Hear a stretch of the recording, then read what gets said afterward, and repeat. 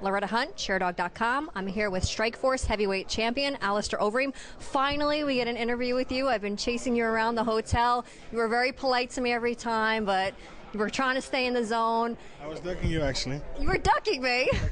I was, I had this positive vibe over me, and I wanted to keep it. And if you're too much distracted with fans, or going to the mall, or doing other stuff, then you lose focus. And I really wanted to keep on the focus. So I was a little bit ducking everybody and everything.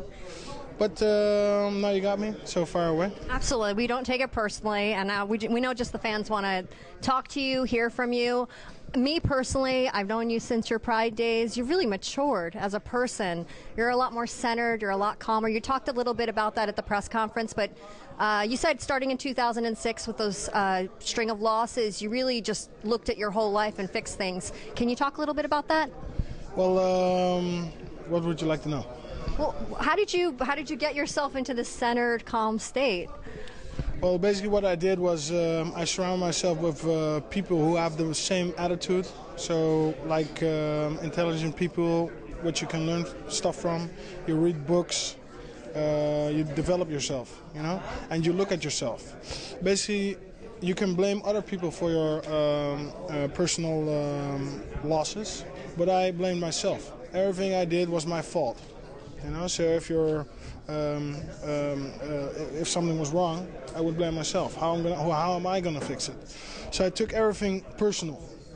Instead of blaming my mother or my brother or my trainers or my opponent, everything is my fault. So you look at yourself, you keep that mirror in front of you, you gather people who put that mirror also in front of you. No, it's your fault.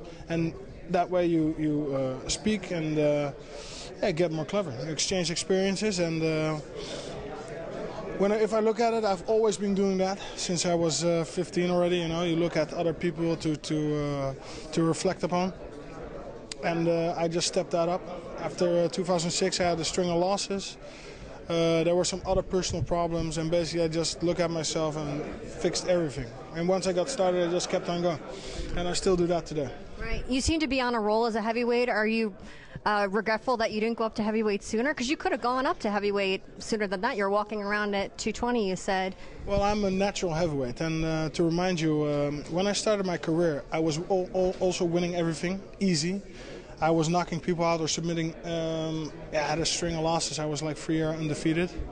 So I was, I would say, actually you can't say it about yourself, but other people did. People called me a talent.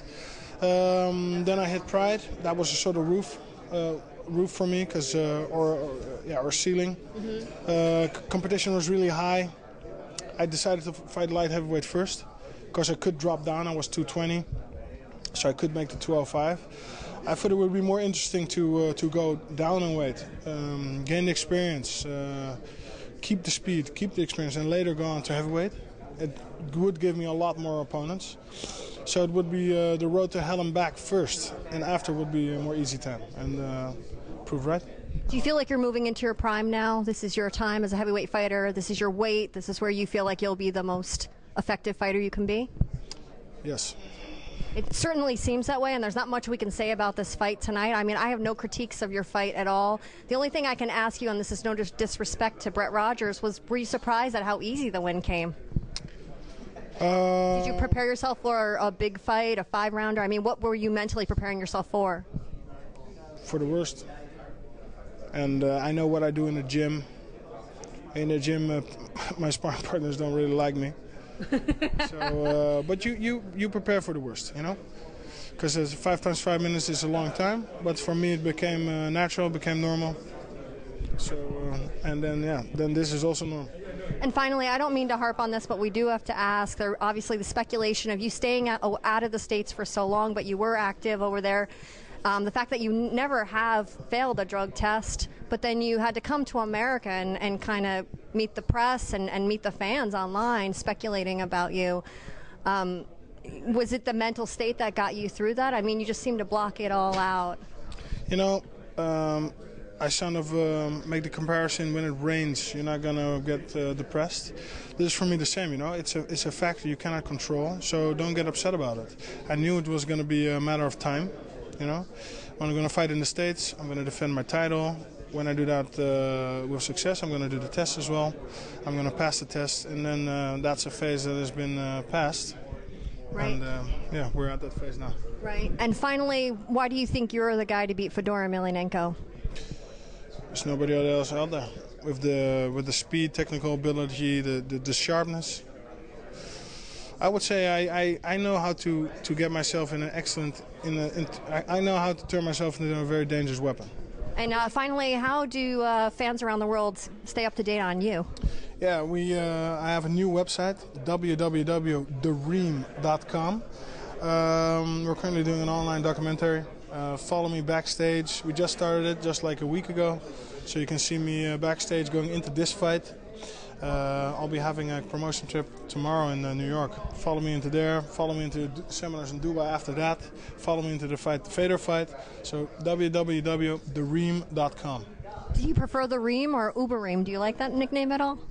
Well, both are better than the Demolition Man. Demolition Man is the... We've upgraded from the Demolition Man. No, the Reem. I forgot about that nickname. Well, I haven't. No, but the Reem is, Overeem, the Reem.